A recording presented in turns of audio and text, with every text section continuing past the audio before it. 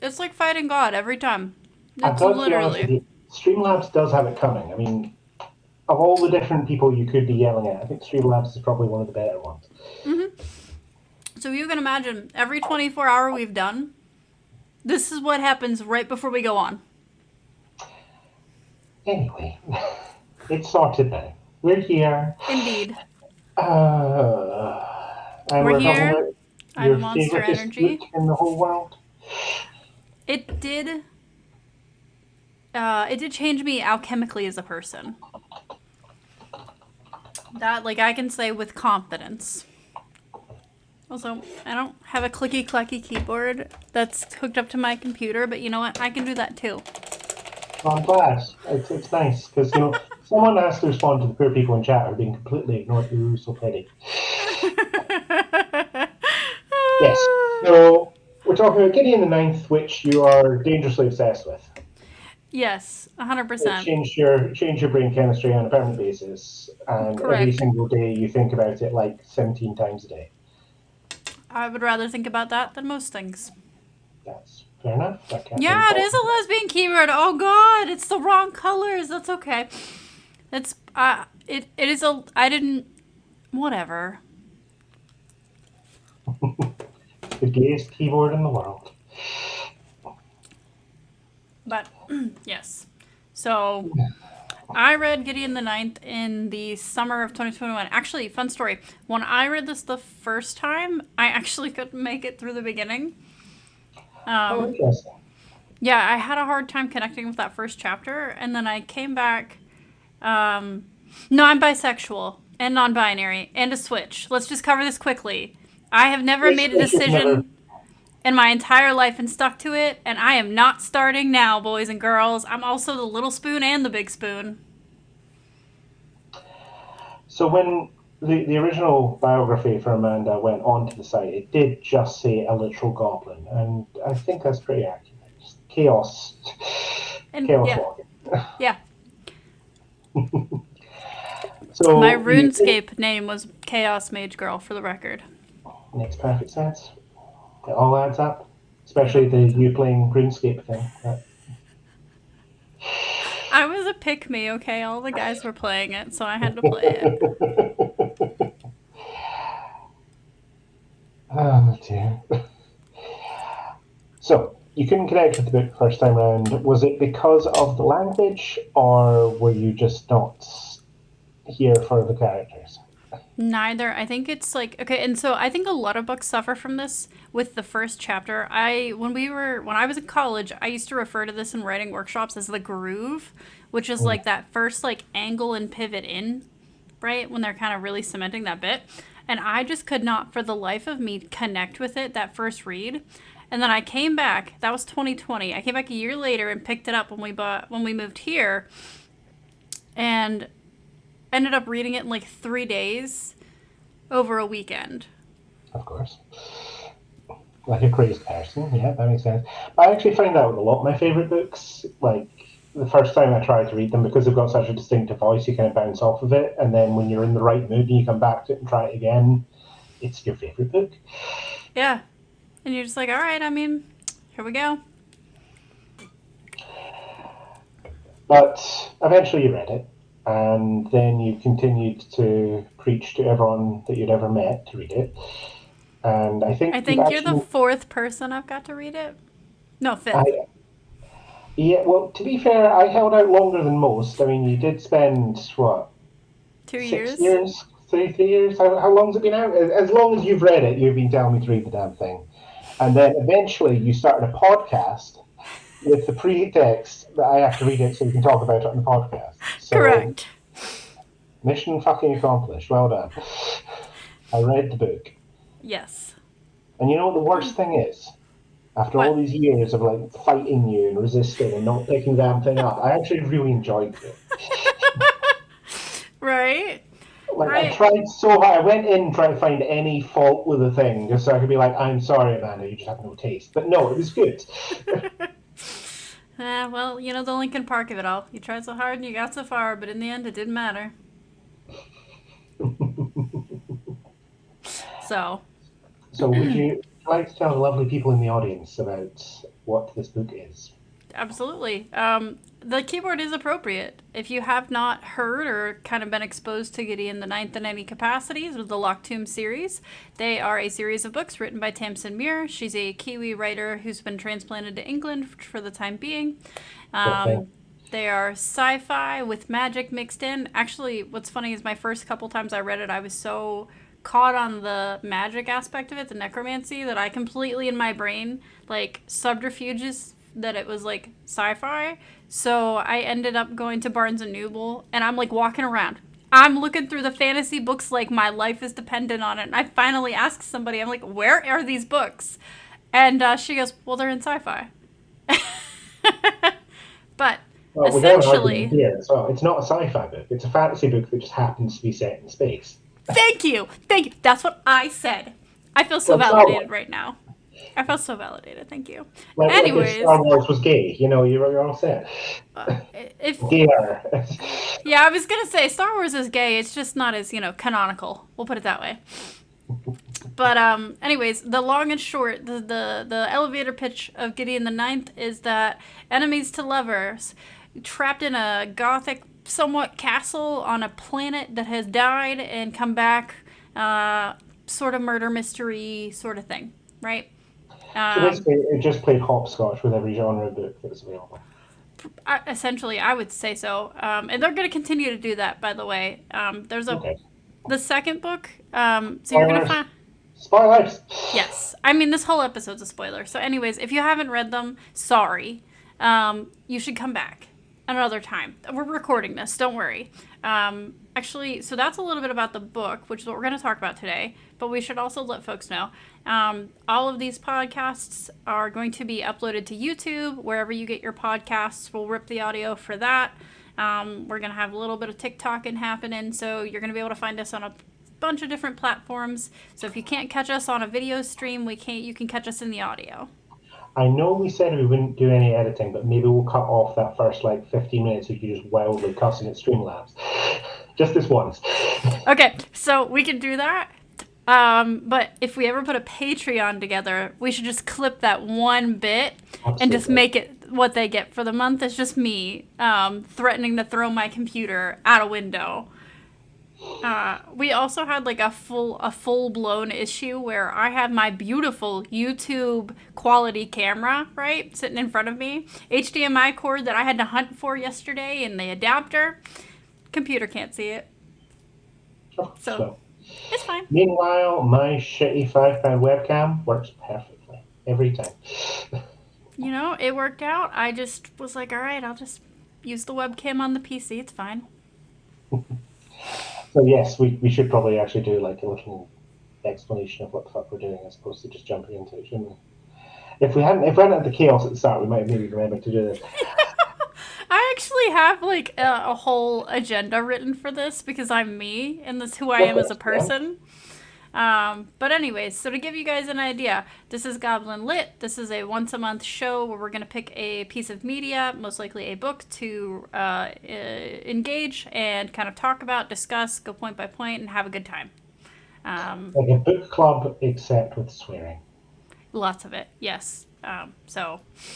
But yes, so this week's discussion is Gideon the Ninth. I guess this month's discussion is Gideon the Ninth, which is of the Locked Tomb series. There are 3 books currently published and a 4th to be published at a predetermined date that I am unaware of. Well, I keep on seeing this year. I would love for you to be right. That would make 2024 a great year for me. But if it's not this year, I will patiently wait for it to become available. Anyway, who the fuck are we? Oh, I don't know. You think I figured that out? I just told them everything they needed to know about me.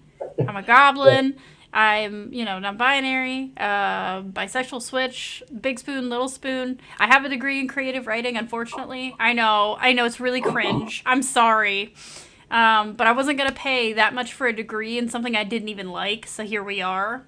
I had fun through college, though. You enjoyed yourself. That was definitely worth the crippling debt for life, Yeah, I mean, I got to feel better than everybody else who was in that degree for 4 straight years because, There's a difference in quality when you've grown up in the streets of fan fiction and read absolute drivel, right? For in your formative years, and then you go into like a creative writing program and you're like, oh wow, you guys are still at drivel. I've had myself Nothing speared changes. online by strangers. Dear. You're not the only one. I have a friend who actually did it the opposite way. He has a master's degree in psychology and just finished a bachelor's in engineering. You people with your qualifications. I just went and did things, you know? Yeah, yeah, right? Of the two of us here, you're the one who actually has a writing credit. So, lots of them, Yeah, in fact. get a few, yeah. I Yeah, think there's 15 books out there or something. you know, Thereabouts. Anyway, I write books. Amanda also does that. I do. Yes. And Attack on Titan fan fiction. Yeah, mostly Attack on Titan fanfiction. No, no, I definitely have a word count, a much higher word count for the book than I do for the AOT fan fiction. Yeah, but if you had the choice, I'm pretty sure. Sorry, Oh, I should put our names on screen. Noted. we Thank should probably you. do that. Thank you. GD Penman, Amanda. Yes. Yes. We do have a website you're welcome to visit. It is DragonboneArchives.com. perfect. Thank you. I didn't see it go live yet. Because It's like, I got it. yes.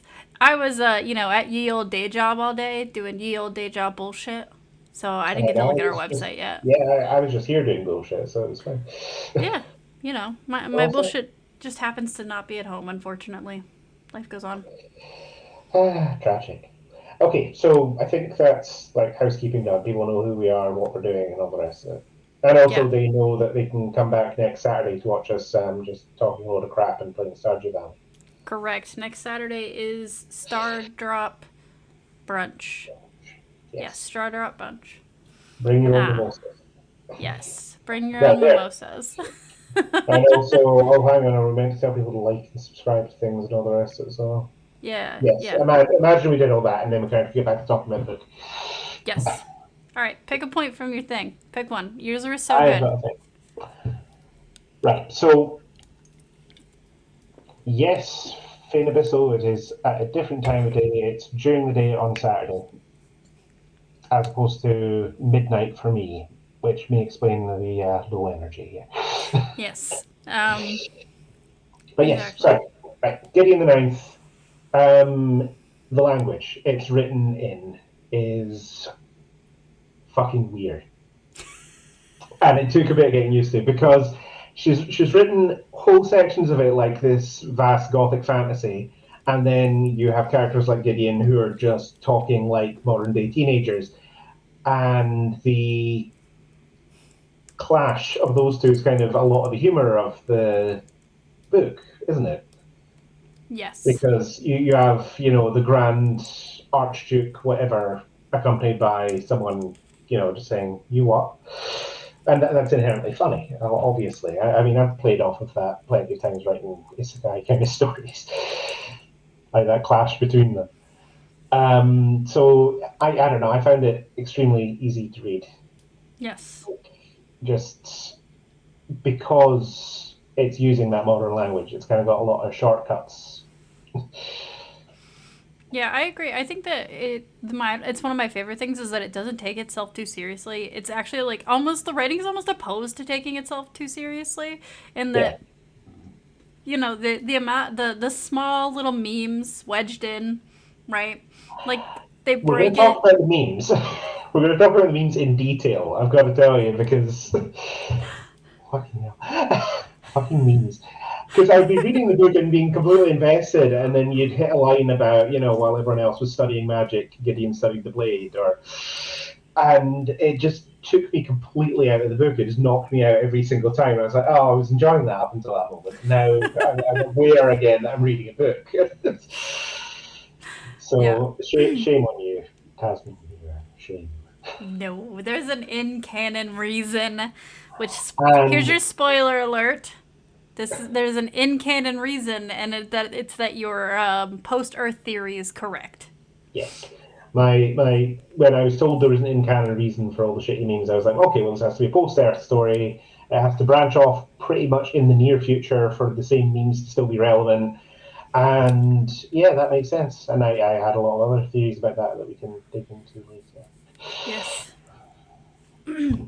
So, But because it's using the modern language, it does some cool things. Like it can use a turn of phrase that refers to stuff in the modern world, and even though they're in a gothic fantasy castle, whatever, it's. Thank you, Fiona Bissell. Yes, I know the schedule thing insists on scheduling everything week after week after week. Um, yes, because it's set in this huge gothic castle, you kind of have a little bit of a disconnect when they turn around and say something like, "Oh no, it's the shitty teens." But at the same time, you instantly know a set of shitty teens that behave exactly like the shitty teens in the book, and it immediately connects. And you don't even. It's just like shorthand, isn't it? it is. I had shitty teens come into my day job, and I was like, oh my god. They were, now mind you, they were 18, but they were unbearable. And I was just like, Shitty all I could teens. think of was Isaac and Jean Marie. I was like, oh god, it's so weird. Why are you two sitting so close together? You know. I know, because we've all met shitty teens in our life, so it all Oh, makes perfect sense. I mean, honestly, I've been shitty teens, so it's fine. We've all been shitty teens. Yes. Or at least I teens of accept some the degree of shittiness. cringe. But yeah, the language, I think, like most of the book, owes kind of a debt to fan fiction. I would heavily agree. Especially the ability to tone shift between the two. Like, that casual shifting is exactly what fan fiction gives space to do. Yeah, because you have your very serious stories that are then getting the coffee shop AU, where suddenly the tone is turned on its head and it's all light and it's just about the characters interacting, which people love. That's why fan Mm-hmm. fiction is so universally popular and does so well. So it also does that thing that fan fiction does so well, where she trusts in the reader to just know the material and she doesn't explain anything. Mm-hmm. Like there's no sort of pause to say, oh, here's what a necromancer is, and here's what the cavalier is, and here's the relationship between a necromancer and a cavalier.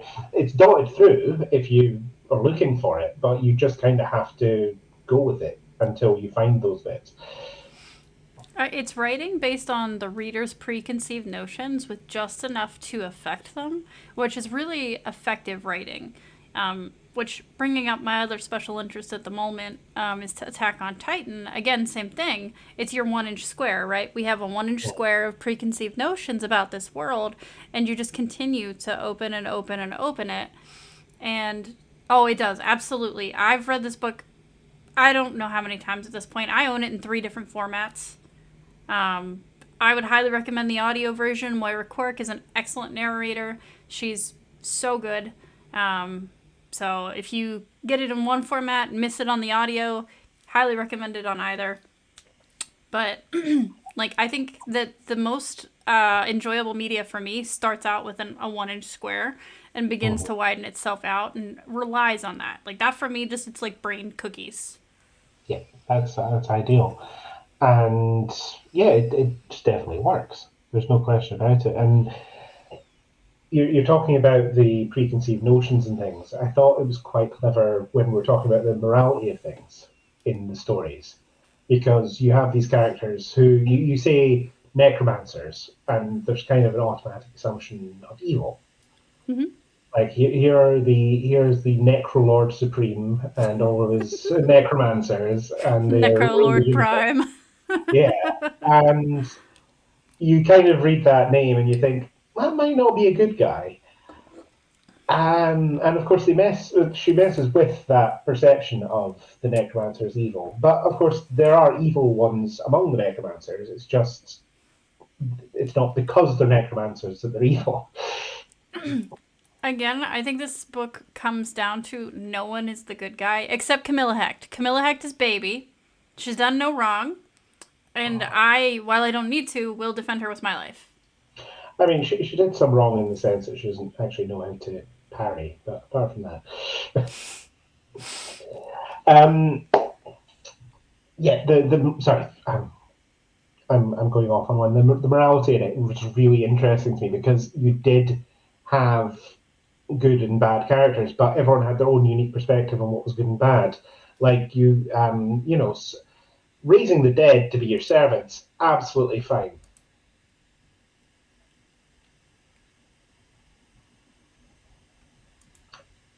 Raising the dead, absolutely fine. Siphoning someone's soul for power, very evil, according to one group of them. And then there's another group that thinks that siphoning souls is absolutely fine, but messing around with blood is completely evil. And it's a great contrast. Agreed. And And go ahead. No, go ahead. no. I just think it's really fascinating because you've got all these sort of extra layers of moralizing going on through the story. Like instead of it just being here's good and here's bad, there's 9 houses. Each one of them has their own perspective on what is right and what's wrong. And then on top of that, you get this hello.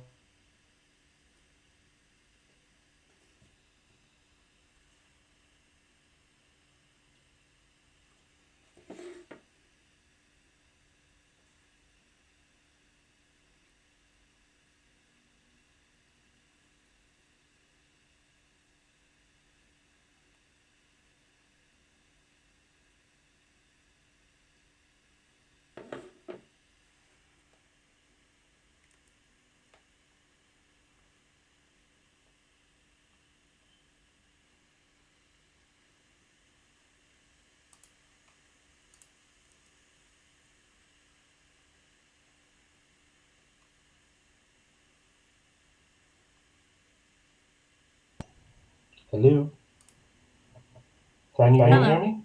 Okay, Yeah. okay. I don't know why I did that. That's fine. We're working now. Still silent. Just give it a second. How about now? There we go. I think there's a slight delay with echo. Hold on. Of course. Find it.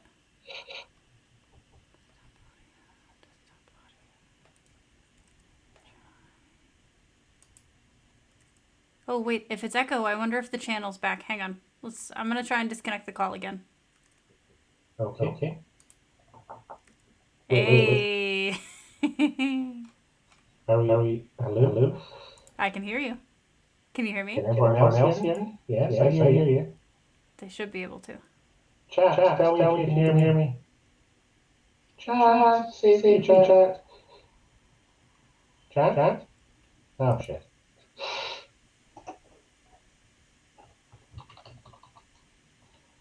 Try now. How about I think now?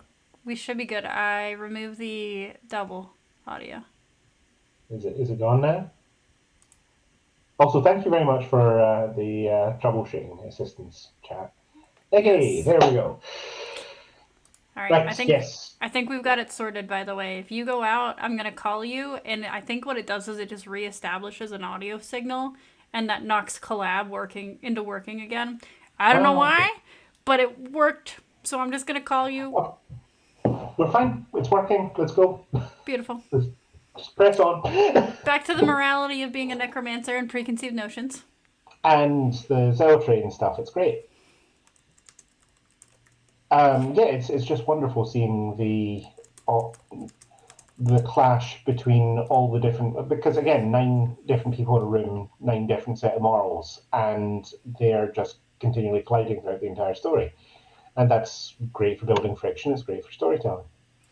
Agreed. And like, if you think about, there's a lot of like almost kind of, it's like each house is its own little cult, right? Yeah. Oh, it is definitely. It's its own little thing.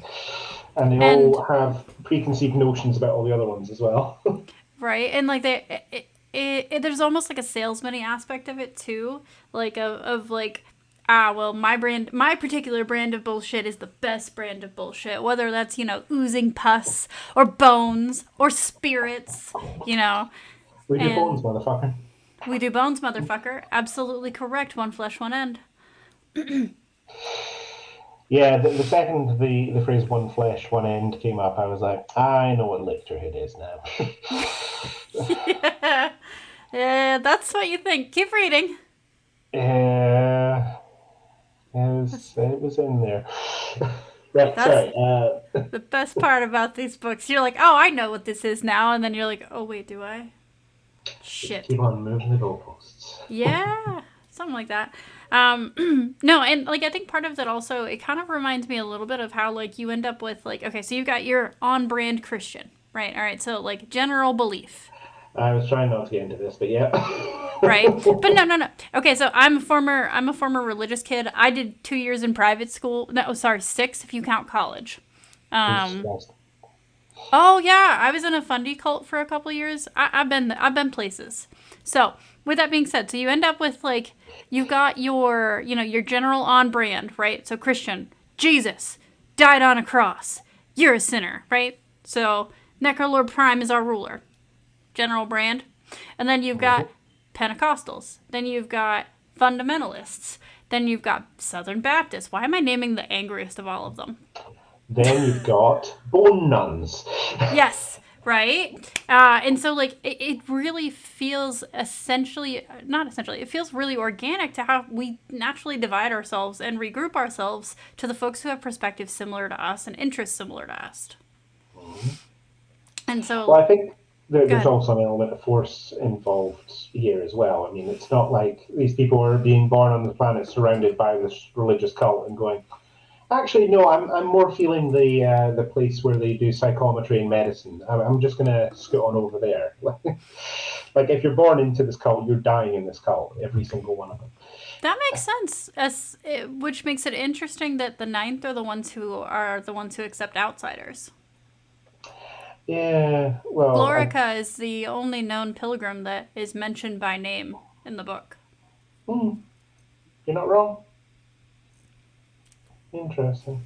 Mm-hmm. But to be fair, I feel like the ninth are kind of they don't have much choice, given that they're the arse end of the universe. Yes, Yes.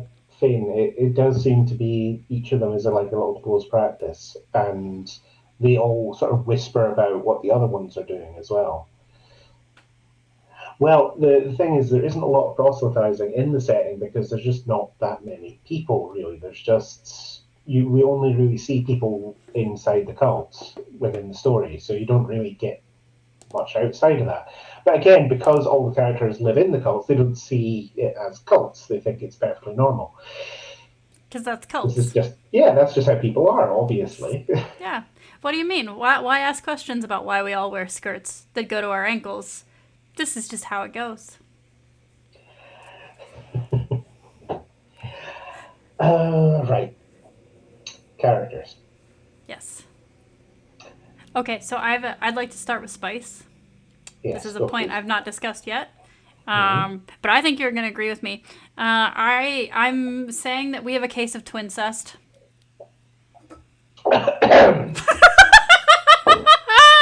You think, A hundred okay, percent. 100%. You're gonna look at me and you're gonna tell me that relationship is normal. I have siblings. okay, here's the thing though. You can have a weird relationship with siblings without anyone having sex with each other. Like, it is possible. It is, but I'm gonna be honest. I don't think so. I don't think so. I did not get a sex vibe from those two. I've got to be honest. I don't get the sense that Ianthe, best girl. I don't get the sense that she was really interested. I think she was just sort of going along with. Oh, you're so cute. I can't wait for I you to read love the rest of them. her. Oh no. But But I think we've got some twincest going on, and if anybody out there has read the other two, um, I'd be willing to continue. I'd be willing to expand further after you've expanded your reading further. But um, okay, I will see if that comes up as the books go on. Honestly, I did think it was quite interesting that Coronabeth, the other twin, once things actually started sort of moving forward and getting interesting, she just kind of vanished. Like, as soon as you found out she didn't have all the power in the world, she was just like, okay, ignore her, let's move on with everything else. And she just kind of got sidelined by the story and by all the characters and just forgotten about. Right. And I do think actually that's partly by design on Ianthe's part. Hmm. Like, I think it's not that she's fallen away. I think she's hidden away, to be honest. Um, Okay. I think it's pretty clear that of the so we have a triadic relationship. We have Ianthe, Hmm. Coronabeth, and Babs, right? And Poor Babs. so poor Babs. He's That such an asshole, but still, poor he Babs. he's a repressed gay. I'm sorry. He's a repressed gay. I'm calling it now.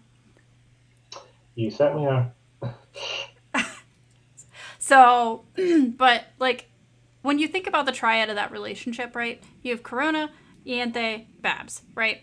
And Babs is immediately without question sacrificed, Yeah, of course. right? And so Ianthe, as you know, like the people she cares about aren't in places she doesn't want them to be, Okay. right? I think she hides Corona Beth away to make sure to keep her safe. I think the story doesn't give us enough focus to know. Because the scope is so tight on what's happening with the ninth, you don't really get enough information to know one way or the other. But I can definitely understand that perspective, and it definitely makes a bit more sense for the character because I mean she's shown she isn't like a complete psychopath. She has got some care about people around her. Mm-hmm.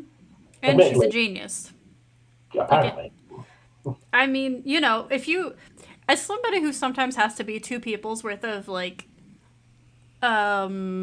effort, Mm. I can really empathize with secretly being two people's worth of effort and Yeah, like the exhaustion that it is, right? And it's like, okay, well, you don't do that unless you really love somebody. Like, you don't do that much work. that's true. Well, I had always kind of just assumed that the relationship between the two of them was mutually beneficial. And no, I'm not talking about twin incest. I'm talking about Ianthe's not in the spotlight.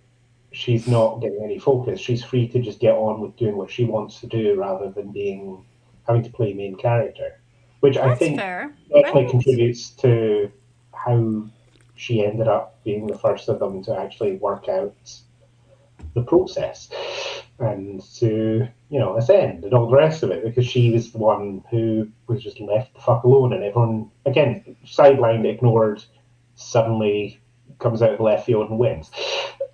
yeah, right. And I think you make a really good point there. She's very much, she enjoys being underhanded, the underdog. Yeah, That's the absolutely. position she likes to be in because she likes being surprising. Exactly. No one thinks like for a big part of the book, people don't even think she's a necromancer. They think that her sister does everything and she's just along for the ride. And it's like, well, actually, Right? Which is all about those preconceived notions again, right? again, which Rounding back to our prior point, let's I bring thought it it. was really interesting when I was listening again for my like 8 millionth time. Um, she gives away the game to Gideon in that first scene. Mhm, When Gideon's hiding down in the corner after having followed the three of them, mhm. she says it's unwise to follow the necromancer of the third house. Oh, She gives away the game in like chapter 6. I And I was did like, notice. holy shit. Okay, I guess Brazen. it more than once. Fine, it's maybe worth it. You know? Just, man. There was a specific archetype of character that I want to talk about with these books. Yeah. Well, two really, and I feel like they come out of Tumblr culture and fan fiction and all the rest of it. There's the murder mummy, and there's the sad wet cat person, who Okay, for but some reason everyone lusts after both of these equally. who's our sad wet cat in this scenario? Well, for long parts of it, they kind of switch roles, don't they? Yeah, I mean, you've got Gideon who will absolutely murder anyone with a sword, but spends a lot of her time just kind of completely out of her depth and feeling sorry for herself. And I mean, without getting too into the sort of final spoilers of the story, you can understand why she is the way she is and why the relationship is the way it is between the two of the ninth. But yeah, they both sort of switch repeatedly, where they're either all powerful or they're a weak, helpless little thing that needs to be taken care of. And what I want to know is why are gay women, or just queer women in general, so interested in women that can kill them? Why not? Because I mean, I'll admit, I'm starting to see it Like, bleed through into the straight men as well now, where they're like, "Oh yes, mommy, mommy, yes, because it's hot, it's not yes. actually All the right. bonus But here. like, It's but like, more." let's really dig into this, right? So when we think about how a lot of queer women are raised and cultured and nurtured, right? We're not nurtured to be threatening. In fact, it is actively discouraged to be threatening, angry, take up space, any of that, right? Absolutely. And so you find somebody, because a lot of the capable women that you'll find in your life, like you start to dig into all the shit they know, and you're like, oh my god, do you know some shit? You know some shit, right? And then as you continue going, and to parallel this back, right? So you're thinking, let's think about Harrow, in fact, right? I'm absolute master in bones, right? She knows some shit about bones. Or Ianthe, some absolute shit, like knows shit about her flesh magic, right? And so when we come to a situation where they get to actually be in their power and enjoy it, I feel like it's definitely a reflection of getting to live vicariously through a character that actually gets to do like what we all want to do. Because yeah, tonight at the beginning of the stream, I wanted to pick my laptop up and snap it in half. Did I do that? No. Have I threatened to burn down people's careers if they crossed me? Abso-fucking-lutely. You don't get to live in your power very often as someone who's coded feminine. So when you get to see somebody doing it with zero repercussions in the moment, you're like, good for her. It's from good for her. It's the good for her genre. Okay, but how does good for her switch to I want her to step on me? I just. Like, is I it don't know just an how. attraction to that sense of power, or is it just Sure. Yeah, definitely. It's power. It's earned power. To be honest, right? Like we get a lot of male protagonists who have unearned power, motivated by a story that's more plot than character. But in a lot of the cases around this, it's earned power, absolutely? and that's attractive. And people who are confident in their power, again, attractive. See, yeah, Yeah. that's And yes, chat is absolutely correct. It's the do I want to? It's the do I want or do I want to be? Yeah, that's pretty much nailed it right there. And yeah, there is definitely a thrill to this idea that you're. Well, I think that's probably the driving force for a lot of dark fantasy romance stuff, isn't it? It's like I'm with someone that could hurt me, and they're choosing not to.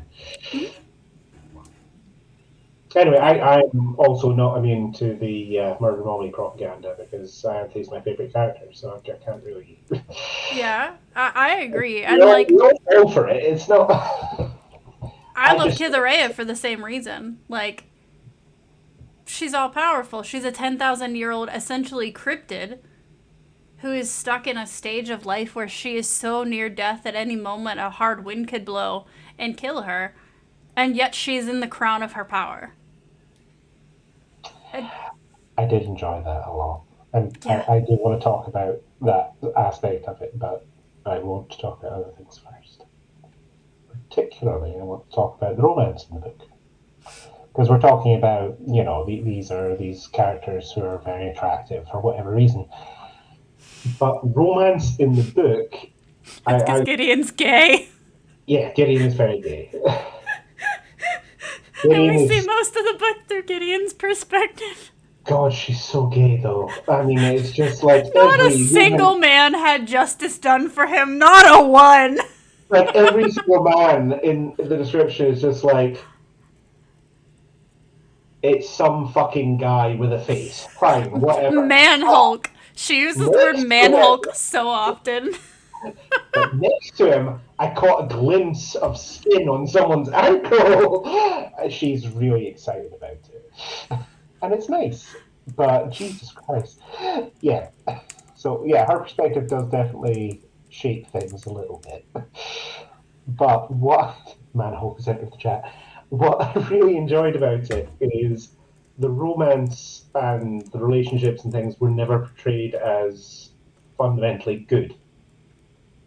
Like, normally in fantasy fiction, particularly, love is good. Like, love is an uplifting thing. It's wonderful. It's all the rest of it. It's the thing that femmes are coded to aspire to. Exactly. Whereas in this story, most of the time you're seeing a lot of negatives to relationships. I mean, even the completely like sort of courtly love relationship between Harrow and the prisoner in the locked tomb, where it's completely one-sided and she just admires this person so much that she's in love with her, and even that is portrayed as obsessive and negative and a cause of a problem rather than a positive thing. And that's the sort of most Puritan love that you can get in the story. I mean, the rest of it's just Gideon being horny for everyone. So it's kind of fascinating to see that. And I also really liked the relationships in the story. Okay, but I have to spoil a little bit about Here's your the, spoiler alert. This is yeah. spoilers. So one flesh, one end. You have the end of the literature process where two people essentially become one person. And throughout the story, obviously she's dropping seeds of this, but it's also obviously sort of a coherent worldview for her because everyone that meets everyone else throughout the story, they take little bits of that person and carry them with them. And they are changed by every person they meet and every person they love and all the rest of it, which, yeah, is quite true to life, but it's not normally quite as visceral as it is in this story, where you meet someone and you like them, and then suddenly you have their arm from the elbow down or whatever. It's quite dramatic. Just do they talk about the eyes in book one? No, they don't get into it, I don't think. Okay, that'll come up more in book two, but just know that eye color algebra is a thing you're gonna have to do in your life in the near Yes, future. I gathered that Gideon having gold eyes was a big deal from the way everyone made a fuss over them, and I'm sure that it's some bullshit hereditary thing, but I'll work it out. I'll work it out. We'll get there. We'll get to Just the re- wild theories at the end. just read Harrow the Ninth. Yep, you'll love it. You're gonna be like, oh my god. It's on the list. I've got other stuff to read before then. I know, but listen, you're gonna love Harrow so much. You're gonna know why I love Harrow, the character, so much after you read Harrow the Ninth. Yeah, when we were talking about this book and you're saying, "Oh yeah, I really connected with the character of Harold," it's just like, oh god, What, a oh no. character who's thrust very early on into responsibility in leading people she's clearly, like, absolutely not supposed to be leading at an early age, left in Mm-hmm. a system full of rules in which she has to become the authority of and the administrator of. Yeah, the whole time I was reading it, and in the back of my mind was like, "Oh, this is why Amanda likes this book." Okay, that makes sense. Yeah, I mean, I want to be Gideon, but I am Harrow, as I've said. That's the autism. Oh, yeah. Eldest daughter vibes. Yeah. Well, only daughter in Harold's case for obvious reasons. Let's commit to the genocide of an entire generation. What? Passes the time. Mysteries.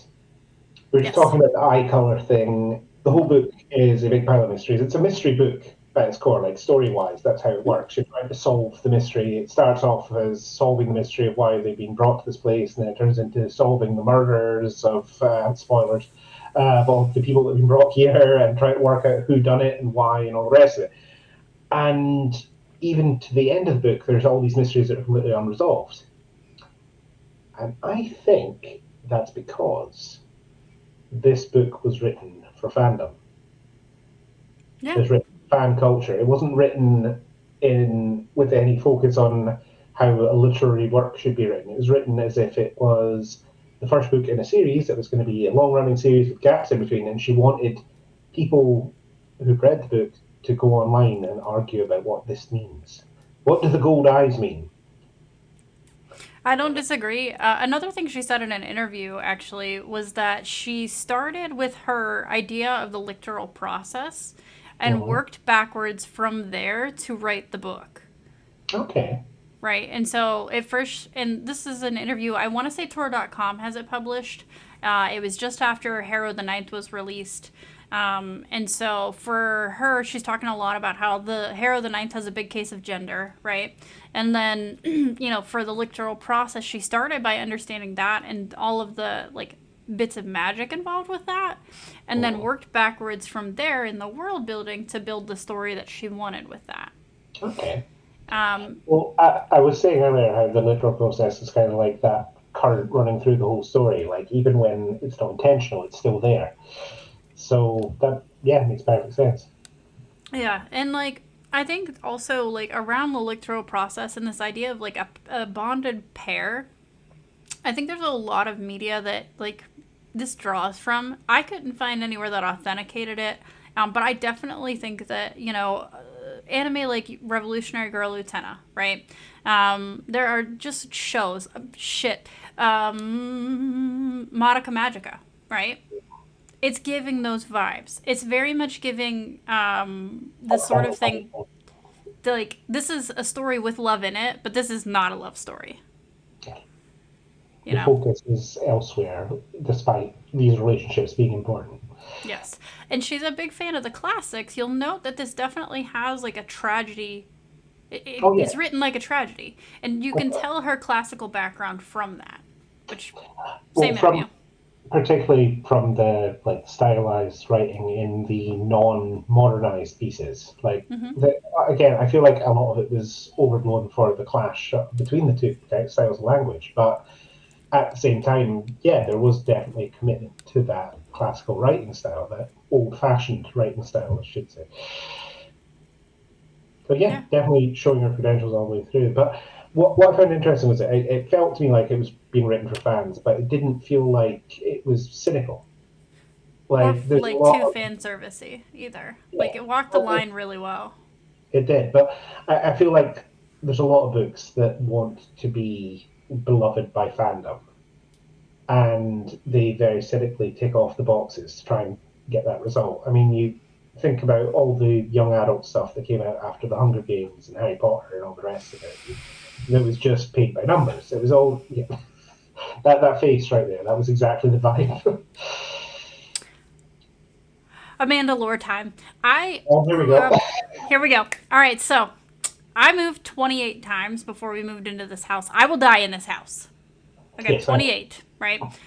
we And already have so a grave dug out back. It's all set. I spent a lot of my young adult time, right, reading books because it's really hard to make friends when you move once a year. And it's not because you're in the military. So like you don't have this like social network of being a military kid. No, your mom is just really into drunks. So when you're moving often for that, yes, agreed. 100%. Pick the vibe, stuck to it, knew what it was giving. But you end up reading a lot of those books, and you're definitely right. Like the Hunger Games Key Mark series, right? Like that came out, and then it spawned 100 books in that space there, right? There was so many different okay, so you give your Twilights, right? Twilight really opened up the urban fantasy setting to be Mm-hmm. sold, right? These books were obviously being written, but when Twilight hit the peak of it, we ended up with more zombie books, more fairy books, like all of the other urban setting sort of stuff Mm-hmm. that really allowed those genres to develop. And I think that's the bedrock of where we get a work like this is that, those created a lot of just content online, people talking about books and generating that in the Tumblr culture you're getting at. And so while the books that we came from are terrible, the book we have, this one is actually pretty good. Yes, it's solid. I have no complaints. But what I did find interesting was even though it wasn't one of these paint by numbers things, it did still have a little element of those young adult books Mm-hmm. with the fact that necromancy is split up across your 9 houses, and each one of them has their own speciality, like their little Hogwarts house or their District 7 or whatever the fuck it is. District 9, we do bones, motherfucker. It's each one of them has their own little area of specialization, so you can get fans engaging with it on that level of which house would I be in? How would I relate to this system? That's fair. And I hadn't considered it that way. well, again, if it was cynical, then I'd be quite mad about it. But it just seems to have developed naturally as a result of the storytelling. So I can't be angry at her, but I want to be. But it's good. It is good. It's yes, cabins in Percy Jackson or houses for Gideon. Yeah, pretty much. And Yeah. like I think there's a certain part of like all of us. I was talking to Anton yesterday about it, and he was telling me he had taken a quiz to find out which Warhammer faction he was. And I'm like, we all just sometimes you just want to be told who you are by media in some way, shape, and form, and like find a way to fit yourself into that. And I think that that's evocative of a lot of Gideon's character too, of figuring out who she is in this world. Like she's immediately thrust into a role that she was only trained for a few months. That's it, right? That has 10,000 years of legacy that have built up into it, and so like we really. You fucking would. Oh my god. You nerd. Focus up. Come on, where were we? Listen, the Adderall. Come on. The Adderall died at 5, okay? Between the fucking eyes. Tell me the story. Go. No, she's lost. I lost the rope. I lost the... Oh, we all want to be told who we are, right? And that's really very much something that's empathetic. Even Harrow wants to be told who she is, but she wants to have a say in the story, whereas Gideon's much more along for the ride. And I think that that's just something very much present in the young adult, present in like those sorts of coming of age stories, is that development of self. And anybody can connect to that. Absolutely. It works. I'm sorry, I have to do a slight tangent. You mentioned she only had a few months of training to be the Cavalier primary.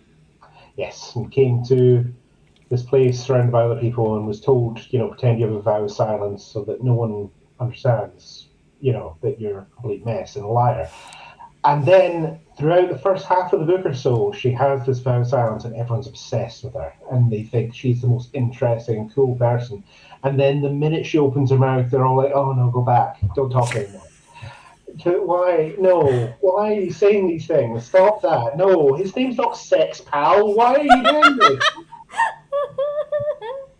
Oh, it was so good. It was very satisfying, but at the same time, of course, we're in her head the whole time. We can hear all the terrible shit she's thinking the entire time, and then when it starts coming out, and everyone else is just horrified at who this person actually is. Beautiful.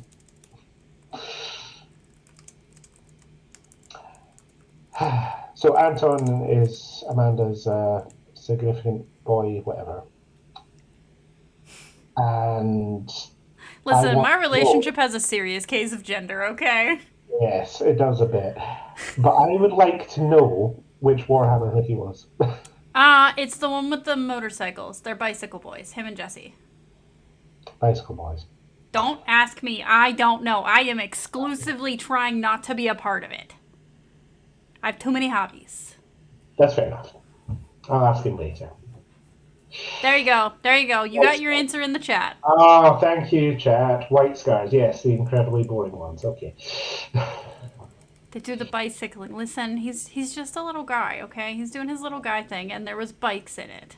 As long as he's happy, I'm happy.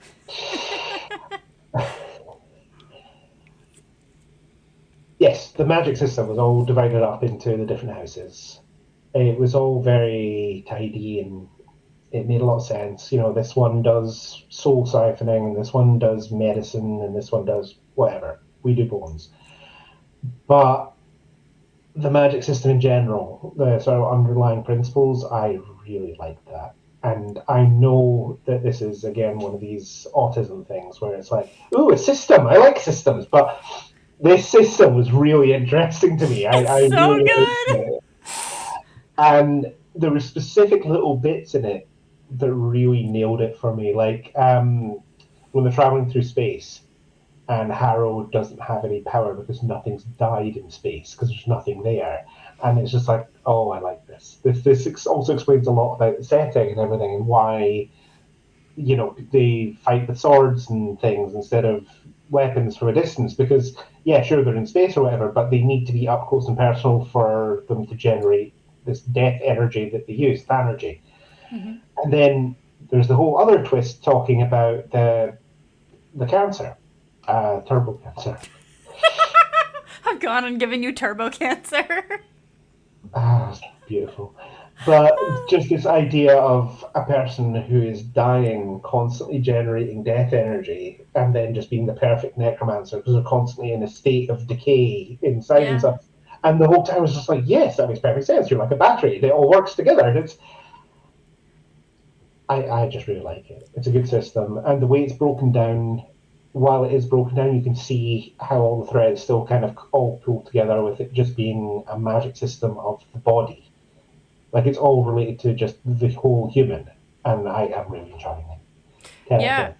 I agree. And I think again, like this really speaks to her starting with the system first Yeah, and working there and like getting that stuff figured out because trying to work with the story and then making the magic system work with it, like I feel like it wouldn't have been as strong. She wouldn't have been able to get it as tight as she yeah, did starting with the system. And I really enjoy that. There's there's obviously more to it as you continue in the series, but book of one does course. a great job of illustrating like the very base foundation of it. I think something I also really enjoyed was like this like concept of like theorems, right? And it's meant to be this like really like it's essentially meant to be this like really mystical sort of thing, but at the end of the day, it's just Harrow thinking real hard about bones. And because it works, it works. And like I Oh, love that about it because there's a certain perception that it's this really hoity-toity sort of thing that Harrow gives, and when in reality, she's reading a book, she's absorbing the knowledge of the book, and then she's manipulating it based on an innate power, and that's yep. awesome. And it's also a great balance between the sort of hard and soft magic systems as well, because you have this hard system of you need to have the theorems and you have to memorize them and you have to know exactly how everything goes together, like the fancy magic sort of thing. And then you've got this supremely soft magic of I think about bones very hard. Mm-hmm. It's Yes. perfect. It's just it hits both points and pulls them together into one coherent system, which I didn't think was possible. So yes, 10 out of 10. Good job. Yes. Thank you, Tamsyn. We will be talking about this for forever. Yes, good Yes. job. Well done. Agreed. Agreed. Agreed. Agreed. And yes, in spite of my reservations about reading this book, I did enjoy it, and I will probably read the rest of them. So mission accomplished. You've proselytized to another, and I'm a convert. You win. All right. Well, go get your eyeliner. Paint a skull on my face, and we're off. Now, I think about it at least once a day. I will say it's nice to have a book where there's absolutely no one I could project myself onto, though. Like we talk about the representation in books and how it's very important for there to be, a gay character for gay people to connect with and all the rest of it. And there are no men in this book whatsoever. I mean, they are, but they're furniture. They're completely irrelevant in every way. I mean, sex just gets to be relevant. Yeah, it's just that they don't need to be here. We could easily have replaced them with more women, and it would have worked a lot better. Let's be honest. Yes. So yes, 10 out of 10. Good book. Oh god. Do you have any other thoughts about I Gideon the Ninth, your most favoritist book ever? Before we're yeah. done. I pulled up my talking points document because I've just been Okay. freeballing it, and we pretty much covered it. The one thing I did want to kind of think about that I really enjoyed, right, is that Harrow and Ianthe are foils of each other. Yep. Um, that I very much enjoyed because it's like you have Harrow who comes from the same halls but much poorer. Hmm. She's genuinely a nun, right? And in the fullness of her power immediately, represented, recognized, whatever. And then and you would think that it would be the other way around, right? And so Mir's work to make it Ianthe's character work the way that her character did so well, like that sort of like foiling is some of my favorite work. To see like I the also really juxtaposition. enjoyed. I really enjoyed the misdirect of thinking that Cronabeth is going to be the foil as well, because she seems Shining oppositional. and It's like golden. she's so beautiful and lovely, and everyone loves her, and everyone wants to talk to her, as opposed to Ianthe, right? Harrow. And then, yeah, you have Harrow, who's the mistress of bones, my penumbral queen of the night. Yes, that's the one. And yeah, she's just terrible in social situations and hates it the whole time. So it seems obvious that Cronabeth's her foil, and then again the rug's pulled out from under us. Yeah.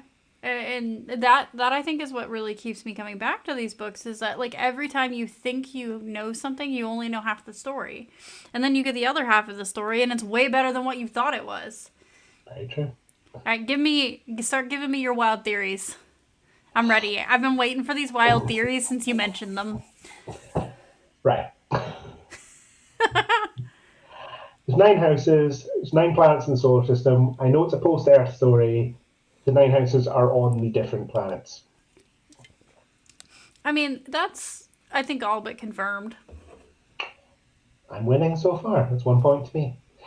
Um, there's something. Okay, you hear Emperor, Necrolord, all the rest of it. You automatically assume they're evil. Then we have a whole book of how Necromancers aren't evil. Then we finally meet the Necrolord Supreme at the end, and he just seems like a really chill, friendly guy. He's the fucking bad guy. He is actually evil. There is something seriously fucking wrong with this dude. I know there is, because he's portrayed as being nice and normal, so he's got to be fucked up. Because there's no way a book that spends his entire time telling us how bone nuns are really the heroes is going to then turn around and say, no, actually, John Normalton is the good guy. She does do a lot to make John just a regular guy. I'm sorry, is his name actually John? Yeah. Oh, fuck me. I was saying it was like a.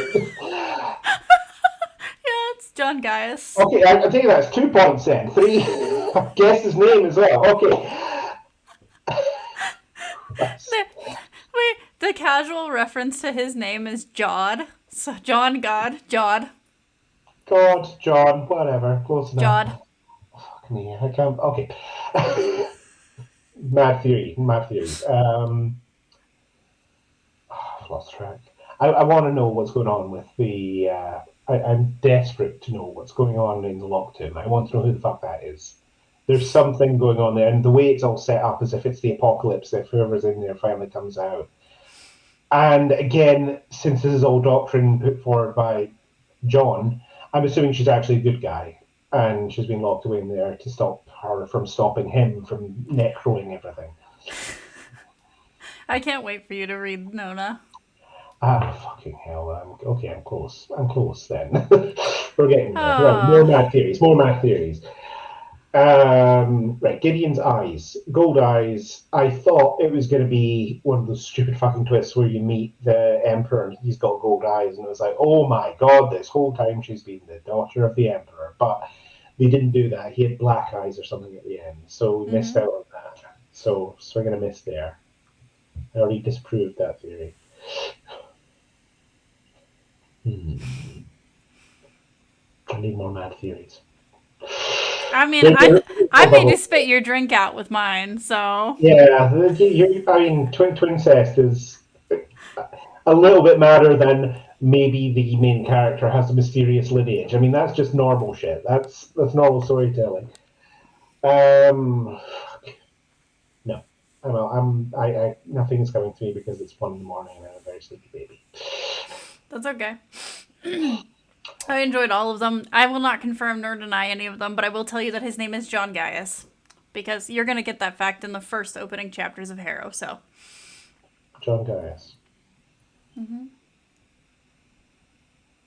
Gaius. Is it Gaia? I'm putting things together. I've got pins in the pin board. We're going to get there. Okay. Right. Again, housekeeping stuff. What are we Housekeeping. doing? What are we doing? We're doing another book next month? Yes. Next month we're doing Fourth Wing, right? I believe so. All right. So we will be. Because unfortunately, we both loved this book, and we Yes. didn't get to rip it to shreds and tell everyone how shit it was. So clearly, we had to pick what's popular and go where the trouble is. Yes. And quite frankly, as far as that goes, we've got to go back to our roots and read shitty books and talk about them. That's how this. That's how this friendship started, and that's how you know it is a friendship born of truth. Is that we both read some real bad books and had to talk about it. They're so fucking bad. Did you read the one with the random Japanese magic in it that I had to read? Maybe. I think it was the other person, not the main guy, but his bestie. Yeah, maybe. Yeah, I think it was me and them. I literally remember none of the books. I have put all of that out of my mind. I do not speak about them. I do not think about them. I will occasionally get like a little glimmer of remembrance, and that's when I drink. So, problem solved. Yeah, I wish I could say that I do that, but unfortunately, fun story for me, I don't control the remember, which is code for I cannot forget. Yeah. Yeah. Well, in that case, I shall come back to you with many terrible books to discuss, and Good. you'll have to remember all of them. I mean, I still remain mad that another friend promised to read The Haunted Vagina with me, and then they didn't read it. I They let mean, me hang on. if we get a Patreon going, maybe we can do a book club on that. Because I'm Maybe. sorry, but you're gonna have to pay me to get my thoughts on that one. Sorry, kids. Sorry, mom. Sorry, God. The messed up thing is, it wasn't actually that bad a book. I imagine so. It was published with that name. It has to be pretty good. Like, it was pretty solid. Like, it was bizarro horror, but it was still pretty solid. Like, it's. Sorry, mom. Sorry, Jod. The layers of the referencing here. We're having problems here. Okay, Fourth Wing, Next Dragon month. Romance, next month. In the Yes. meantime, we've got other shit going on. Next week, we are playing Stardew Valley and talking about Yes. whatever pops into our heads. The week Yes. after that, we are doing Good Scribes Only, Yes. which is talking about writing, because you are a writer and I am also a writer. All So right. we We're do talk about writing. I don't know what, yes. have we got a specific subject that you want to talk about for the writing one, or? I think weren't we thinking about talking about cozy fantasy and how the Ghibli era made it possible for the cozy fantasy we're getting today? Because I think Okay, the let's talk about that. I'm good for that. I like cozy fantasy. yes. I'd happily talk about cozy fantasy for an hour. Let's do that. Yes. So that was what I wanted to talk about. Because we Okay, watched, agreed. what the hell did we watch last weekend? Oh, Kiki's Delivery Service. So we've been Oh, together 6 years. He's just now seen the movie that I have a tattoo from. it's a good movie. Very good movie. So, last but Although, not least, the first week of February, you'll catch us for a live play that is to be determined. But if I can find an adventure path that's a gardening themed one, you bitches are going to the garden. I'm looking forward to it. It's gonna be the gayest garden there is. I mean, how could it not be with such a gardener? Right. Is there anything else we need to talk about, or are we all set? No, I think we're Okay. all good. Thank you, everybody who joined us tonight. Thank you for watching for our premiere of our podcast. As I mentioned before, we're going to be uploading this episode to YouTube. You can look for us on your favorite podcasting websites in a couple of days here once I get everything pulled down and, ripped out. You're welcome to follow us on TikTok, YouTube. We're going to be in all of the usual places. And I think we got a clip actually. I think somebody clipped for us, so I'm excited. Yes. I'm hoping it's not the exact word twincest because then I can It post it on was TikTok. no. It was when you said twincest and I spit tea. That's exactly the clip that it was. We'll make it work. It's all good. It'll be fine. Just put a Yeah. big loud bleep through the whole thing. Yes. Thank you So everyone for being here. It's been lovely. thanks for coming, guys, and we will see you guys next time. And hopefully we don't have to fight God to do it. Or I mean, John. if we have to fight Jod, we're gonna fight Jod. If we have to fight John, I'm going to break him over my knee. Sad boys are not welcome here. And on that note, Bye. we're going to sign off. Bye.